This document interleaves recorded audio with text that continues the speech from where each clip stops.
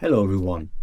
Lately I saw a video and the title was something like, "What's the result type everybody uses in .NET?"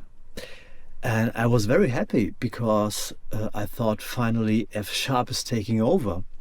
But when I saw the video, which was a good one by the way, I liked it, I saw over 35 lines of code implementation and an almost 15 minutes long explainer for that type. And then I understood that was not my result type. It wasn't the result type that I usually use, because the one I use is just a 3-liner. It's only 3 lines of code. And once you understand a concept, a certain concept that types are composable, then you do not need a detailed explanation of that result type at all, because once you understand that composability concept, these types are self-explanatory. Just by looking at these 3 lines of code, you understand what it is there for. And I would like to present you that alternative. So this result type is very simple. It basically says there is a type result with 2 generic type parameters, and values of that type can either be labeled OK, then they have a value of type T OK, or they can be labeled error, and then they have a payload of type T error. That's it. And now, when we are working with data for that type, that looks very simple too. So we just match the structure that we just discussed, and we do something with these values. It basically says, so you want to print a result, then you match the result, and if the value is OK, then you can access the OK value, and if the value is an error, then you can access the error value. So again, this is the level of types, and this is the level of values. It's the level of types, and here we are on the level of values, on the level of data. Level of types, level of data. And interestingly, there are much more of these sort of types, which are called sum-types or discriminated unions or tagged unions. And this sort of type belongs to the algebraic data type.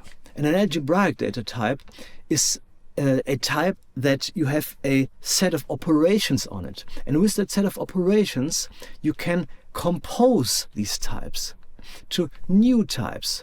And when you have these new types, you can compose them again and again to have new types and again and so on. And that's it. And once you understand that concept, you can easily make your own types. And let's have a look at some other examples. So there is, for example, the option type, which is there for optional values, because in F# we do not use nulls because null sucks. And the option type basically goes like this. There's a type called option with a type parameter, and values of type option can either be some value or none. That's it. And now when we have a look at how can we work with data for the type, again, this is very simple. We just match the structure that we have just defined. Here we define the structure, here we use the structure on the level of data. And there are more examples. We can define a tree. And a tree is a recursive structure. A tree can be a leaf or it can be a node with a left and a right branch that is always a tree. Again, can have a leaf and a node and so on and so on. And we can then match that recursive structure by a recursive function when we're working with data.